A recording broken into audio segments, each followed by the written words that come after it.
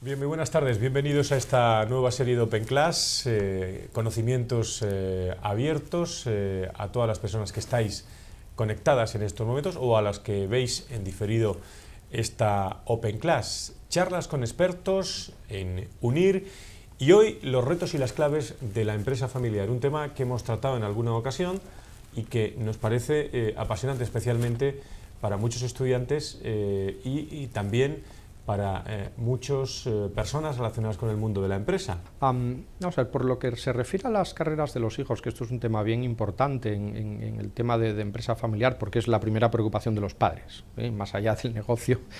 A uno le preocupa por un lado el negocio y por otro lado, pues qué van a hacer mis hijos en el futuro o si podrán continuar esto que yo inicié y que tanto me apasiona, ¿no? Y que tanto amo. Entonces, esto tiene una paradoja.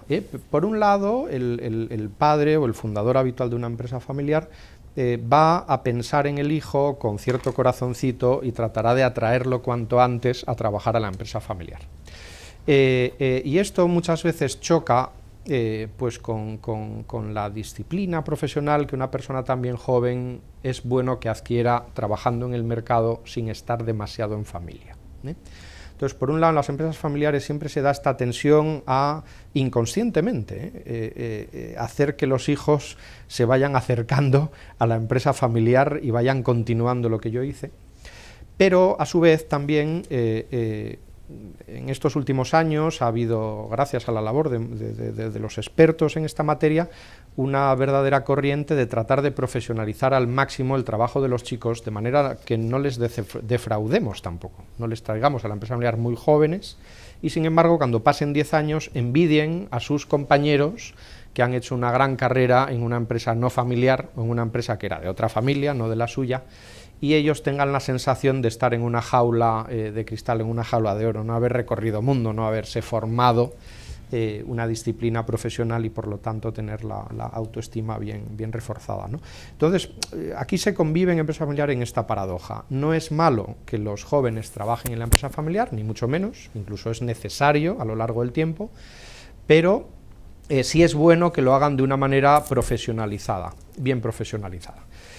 A veces hay empresas pues, que bien profesionalizan a estos familiares ya dentro de la propia compañía y otras, sin embargo, establecen reglas que les impiden el acceso hasta que no hayan trabajado durante varios años fuera de la empresa familiar o hayan cursado un MBA o hayan tenido una experiencia laboral en determinados sectores, etc.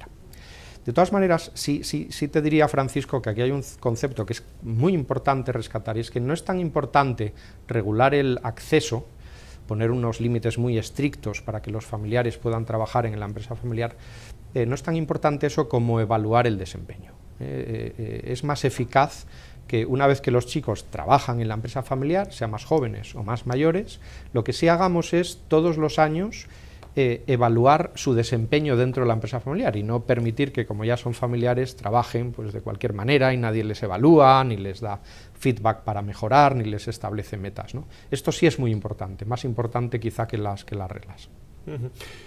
Solo hace falta echar un vistazo a cualquier medio económico por las mañanas cuando siempre hay alguna noticia, aunque has dicho que no es noticia la empresa familiar, pero eso sí son noticias los líderes de esa empresa familiar. Profesionalización de los directivos, preparación de directivos, coger directivos de fuera. ¿Cuál es tu opinión?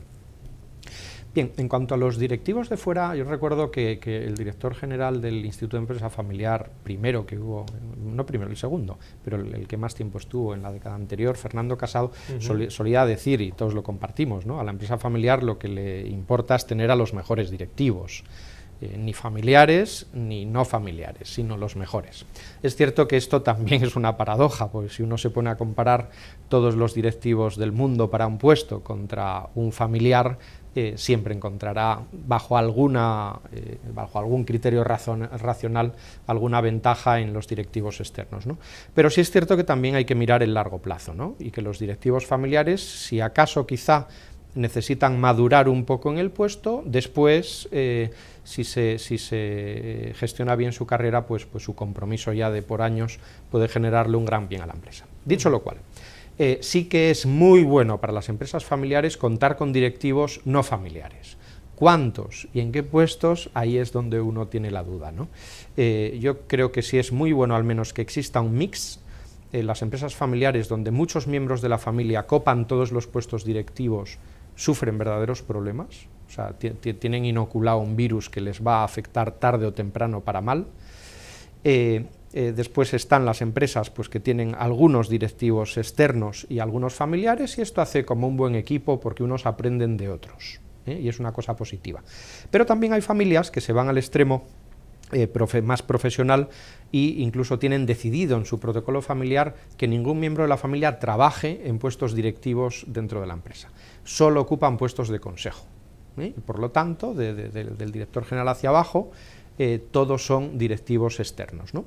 Esto es una cosa bastante positiva a veces, no en todas las ocasiones, pero en muchas ocasiones sí, porque permite que el negocio se profesionalice bastante, que la familia se mantenga en el gobierno, mantenga la dirección y el control, y después que se puedan rendir cuentas. Pues el problema de cuando hay muchos directivos familiares es que no es fácil hacer que rindan cuentas ante el consejo, puesto que son familiares y son accionistas, y bueno, es difícil corregir o llamar la atención, o bueno, tiene un tiempo distinto a la rendición de cuentas cuando es un directivo externo el que lo hace, que surge de manera más natural. Y dime una cosa, Carlos, ¿qué mejores prácticas de gobierno se recomiendan en las empresas familiares? O te lo puedo preguntar de otra forma, ¿cómo tiene que funcionar un consejo de forma eficiente? Pues mira, el gran problema aquí, que te comentaba un poco antes cuando estábamos esperando, el gran problema aquí es que las empresas familiares no tienen un modelo que seguir, porque las prácticas de gobierno corporativo han sido principalmente diseñadas en los años 80 para las grandes corporaciones, y por lo tanto pensadas también para defender intereses de accionistas minoritarios en estas grandes corporaciones. Por lo tanto, estas buenas prácticas se ajustan mal al mundo de las empresas familiares grandes, medianas o incluso pequeñas, ¿no?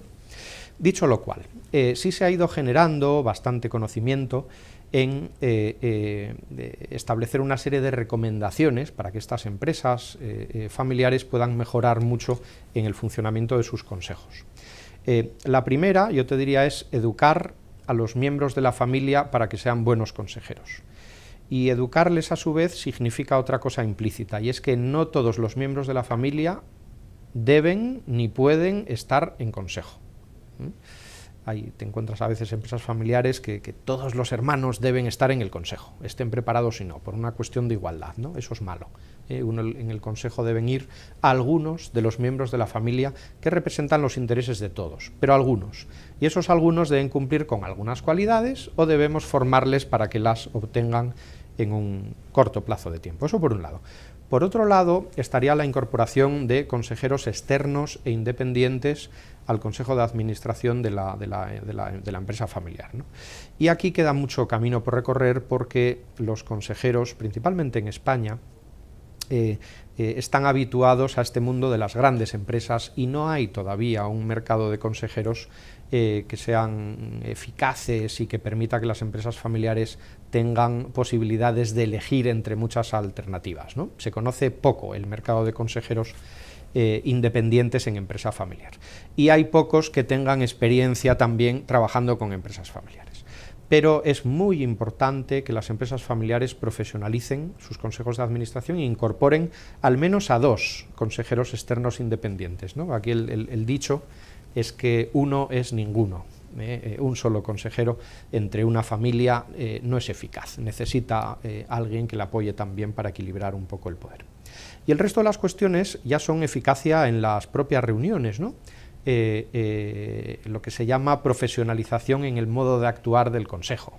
Esto significa hacer bien las agendas sobre las que tenemos que trabajar, diseñar bien el lugar de las reuniones, hacer convocatorias previas que lleguen con suficiente antelación, enviar la información sobre la que se va a decidir en consejo con la suficiente antelación, elaborar buenas actas de las reuniones, una serie de cosas que muchas empresas familiares no están acostumbradas, pero que, sobre todo con apoyo de gente un poco experimentada en consejos de empresa familiar, es muy fácil poner en práctica y es muy positivo para las empresas. Y Carlos, dime una cosa, ¿cómo se educa digamos, a las generaciones que van a controlar la empresa en el futuro para ser un buen accionista? Bien, la primera educación es el ejemplo, ¿no? El ejemplo de los padres o de los hermanos cuando son primos, etc. Pero el ejemplo de sus mayores es la primera cosa que hay que destacar en el asunto de la educación de los jóvenes para ser en el futuro buenos accionistas. Pero eso solo no basta, ¿no? Porque hay muchas cosas que no dependen de la experiencia, dependen del conocimiento, ¿no? Debemos saber qué es el gobierno corporativo para ser buen accionistas, debemos conocer el negocio, debemos conocer la historia de ese negocio, debemos conocer a sus principales directivos, cuáles son las claves estratégicas, por dónde va evolucionando el mundo y sobre todo nuestro mercado y nuestra competencia. Por lo tanto, para educar un buen y formar un buen accionista, uno es bueno contar con el ejemplo de los mayores. Después sí que debe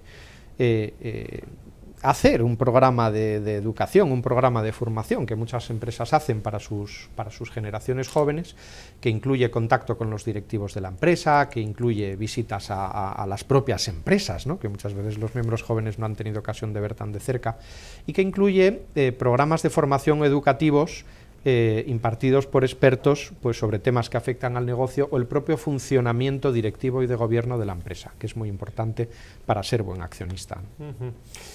¿Y qué ocurre cuando todo esto está muy bien, pero cuando la familia es numerosa, ¿no? Digo, sobre todo familias empresarias que al tener un número, pues, elevado de miembros, pues bueno, no sé si pueden surgir hasta las disputas, las divergencias, las distintas opiniones. En empresas familiares numerosas, que habitualmente son las de tercera generación, cuando ya se acercan a los 50 miembros, y ya tienen unos 50 años de antigüedad, sería un poco, por lo dicho de una manera muy simple, ¿no? Pero en todos esos casos, que son bastante, gracias a Dios, son bastante numerosos, uno ya tiene que acudir, o sea, solo la Junta de Accionistas y el Consejo de Administración son órganos que institucionalmente no se reúnen tampoco demasiado. Una Junta de Accionistas se reúne una vez al año, y imagínate si uno tiene 50 miembros de la familia y en el Consejo habrá, pues, entre 5 y 9 personas, pues hay 40 y pico personas, pues, que no saben qué está pasando allí y sin embargo son o van a ser al poco accionistas. Con lo cual, pues, las familias, para evitar este problema o este gap de continuidad educativo, lo que hacen es crear algo que es muy original y típico, exclusivo de las empresas familiares, y es crear lo que llamamos consejos de familia, que es como el consejo de administración, pero en vez de para el negocio, para la familia. Se ocupa de los temas que afectan a la familia. Y ahí hay muchos temas, ¿no? Desde establecer reglas, lo que se llaman protocolos familiares, por las que los familiares se conducen. Veíamos antes temas de acceso al trabajo, pues unas reglas pueden ser, pues en qué condiciones se incorporarán los miembros jóvenes a las empresas, y qué reglas van a regular su trabajo, o cómo será el consejo de administración, o qué valores vivimos la familia, o cómo nos reuniremos para recibir información y qué fórmulas va a haber para que los que están fuera de la empresa puedan participar o al menos recibir información o dar su opinión en torno a temas que pueden ser graves para el futuro de la empresa. Entonces, el vehículo son estos órganos de gobierno familiar, cuyo órgano significativo es el Consejo de Familia, y las familias longevas, sobre todo las que llegan a tercera generación, suelen acudir a esta fórmula que no está reconocida ni en la ley. Es algo que las empresas familiares han creado fruto de la práctica y de la experiencia, y que quizá más adelante se vaya recogiendo a nivel legal y a nivel de buena práctica de gobierno, pero que es algo que ha nacido de manera natural. Quizás, y estoy pensando en algunas familias, bueno, que no tienen una generación clara, ni tienen líderes que vayan a continuar, o no tienen hijos, por ejemplo, pero otras que han conseguido que, bueno, preservar esa continuidad de la empresa, que quizás es uno de los grandes tesoros de esa empresa familiar, y satisfacción empresarial de cara al líder. Bueno, lo han hecho con éxito muchas, pero ¿qué es, si pudiéramos decir, una, dos, tres características que las distinguen para que eso ocurra? Creo que las empresas familiares más longevas, y hay muchas en el mundo, ¿no?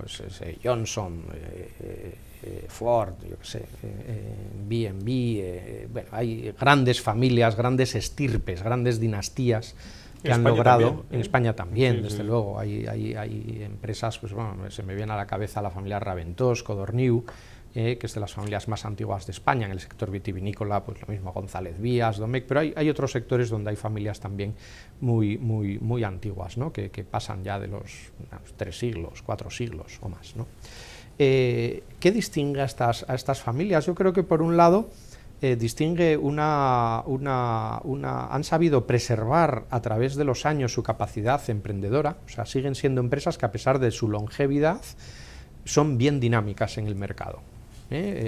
No se avejentan, han sabido contar con las personas adecuadas y la familia ha sabido siempre dar el impulso adecuado para no dejar de emprender, puesto al fin y al cabo es una empresa. Por mucho que teorices, si no sacas productos nuevos al mercado a un precio competitivo y te ganas el favor de los clientes, desapareces.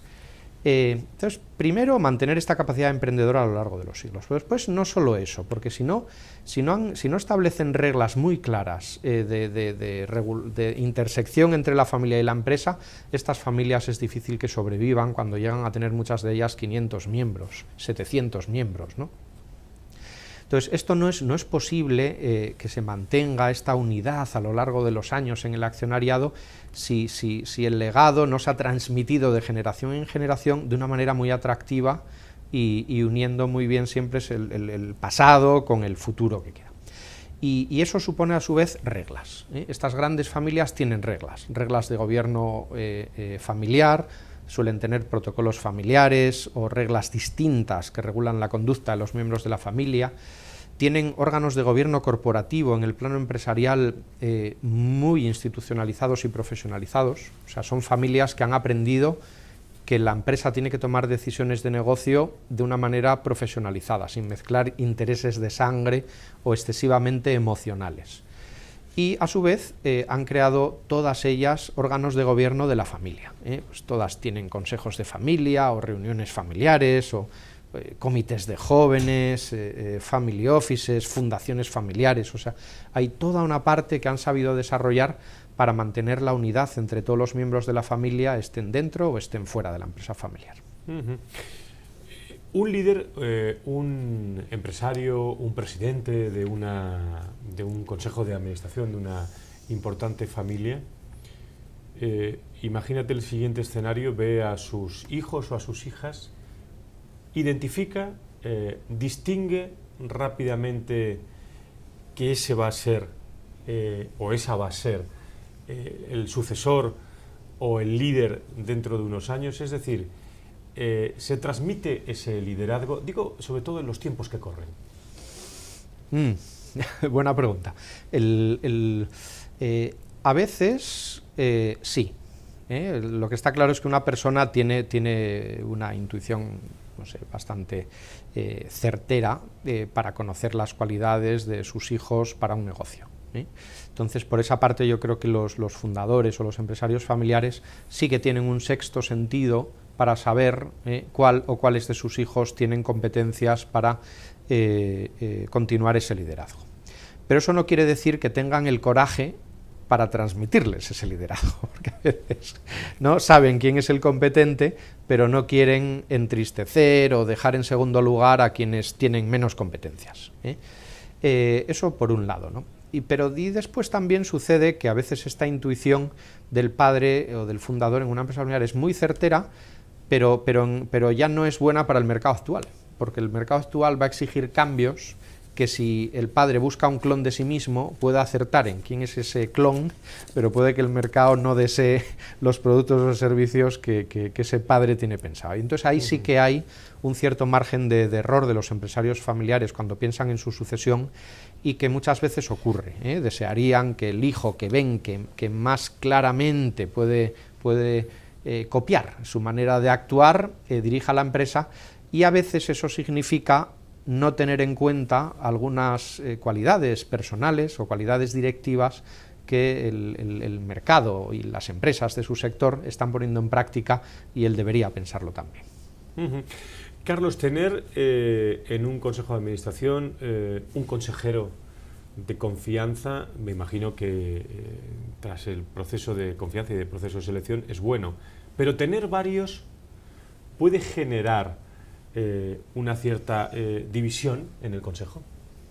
No, al revés, lo que genera cuando hay varios consejeros, nos referimos a consejeros miembros de consejo Sí. de administración y no a asesores.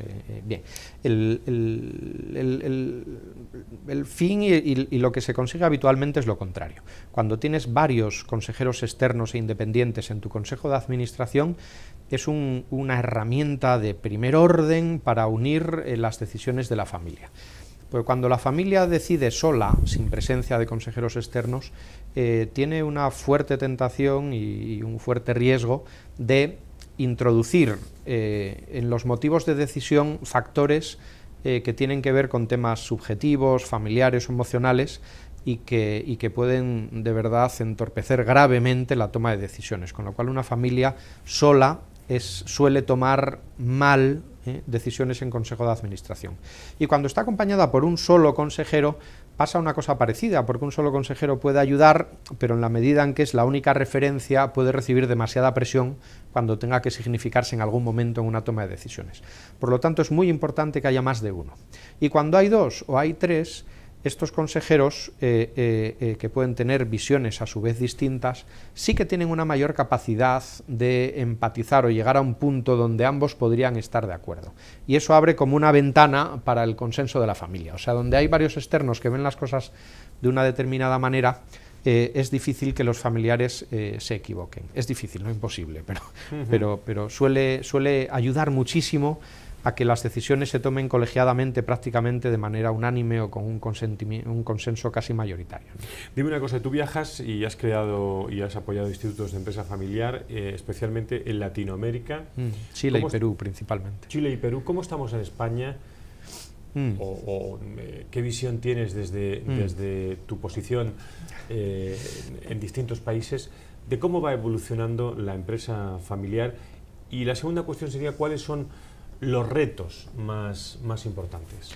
Pues yo creo que en empresa familiar en España hemos sido pioneros a nivel institucional y a nivel de investigación. Yo creo que el Instituto de Empresa Familiar en España es un instituto pionero en el mundo y ha hecho las cosas muy bien. Y la proliferación de cátedras de empresa familiar en España ha sido un hecho pues también bastante reseñable como para promover el conocimiento y la investigación en tema de empresa familiar. Ahora bien, las empresas familiares españolas versus latinoamericanas, ya no te diría que las españolas sean un modelo para las latinoamericanas. Las empresas latinoamericanas tienen muchísimas cosas en las que nos pueden enseñar mucho. Al menos en mi opinión, yo creo que a nivel de gobierno, por ejemplo, están mucho más acostumbrados a tener consejos de administración colegiados y profesionalizados, bastante más que las empresas familiares españolas, que aún tratan de reservarse mucho el poder, ¿no? y que nadie se entrometa en sus decisiones. Y después yo te diría que también muchas familias en Latinoamérica tienen una especial consideración acerca de la familia y de los valores familiares que en España está en actual debate, discusión o retirada. Entonces hay como una mayor esperanza, creo, y visión positiva de la familia en los empresarios latinoamericanos de la que existe en los españoles, que quizás más desesperanzada respecto a lo que la familia aporta en general a la sociedad y en particular también a una empresa. Bueno, estamos llegando al final de esta Open Class y hemos también lanzado preguntas a nuestro invitado Carlos Arbesú, que han planteado muchos de vosotros en la información a través de unir revistas, que leéis la convocatoria y preguntáis. Yo, una última reflexión para nuestro invitado es una desde el punto de vista puramente teórico de la empresa familiar. ¿Algún consejo, algunas lecturas, alguna documentación interesante o dónde acudir para que, además de cuando hagamos una masterclass, me refiero, dónde acudir para poder desarrollar más conocimientos de la empresa familiar? Esa sería una vertiente de mi última pregunta. Y la otra es, Bueno, has hablado el concepto de actitudes con C y con valores, que a mí me gusta mucho tratar y de hablar con los directivos. Y has tocado también el tema de la educación y la sucesión del futuro líder de la organización. ¿Qué ocurre, sobre todo, o qué planteamiento se hace el líder cuando tiene a un hombre, una mujer, que va a ser el sucesor de la empresa? ¿Cómo se trata por el resto de consejeros? Porque puede haber disputas familiares también, en este caso por ser un hijo, por ser un sobrino, por ser... No sé cómo podías explicarnos un poco esto, o si se ha dado el caso en algún momento. Sí, pero de manera permanente. La sucesión en el liderazgo de la empresa familiar, creo yo donde mejor la he visto funcionar es en aquellos casos donde el Consejo de Administración está profesionalizado y por lo tanto los consejeros externos independientes que conocen muy bien el negocio y conocen los directivos familiares y no familiares, validan, aceptan e incluso tutelan esa transmisión en el liderazgo, ¿no? Cuando un padre va a elegir a un hijo director general o CEO, yo creo que hay dos supuestos o dos factores muy importantes. Uno es preparar a la empresa, preparar a los directivos para ver si aceptan ese liderazgo y casa bien con el estilo directivo de esa empresa. Dos, que el Consejo de Administración haya trabajado en ello y finalmente lo haya aceptado y tutelado. Y después que también ese líder pueda disfrutar del apoyo de la familia, ¿no? Se produciría más informando al Consejo de Familia y a los demás miembros de la familia sobre las causas y el proceso por el cual se ha terminado designando a ese nuevo líder. Cuando el proceso es justo y han intervenido externos en él y se ha contado con la opinión de los directivos, de los consejeros externos y también de la familia, habitualmente el grado de aceptación es muy grande, ¿no? Las familias, si los procesos son justos, tienden a estar muy unidas. Muy bien, Carlos Arbesú, es un placer charlar contigo. Gracias a todas las personas que estáis conectadas y a las que estáis escuchando esto en diferido. Tendremos ocasión en la organización futuras de Masterclass. Vamos a ver el interés y sobre todo los temas. Yo creo que es bueno investigar y analizar hacia dónde va la empresa familiar, y nos gusta ser innovadores también en analizar todos estos conocimientos. Por eso traemos a expertos a nuestras Open Class y a las Masterclass. Carlos, muchas gracias. Muchísimas gracias a vosotros. Muchas gracias a todos ustedes, queridos amigos, queridas amigas.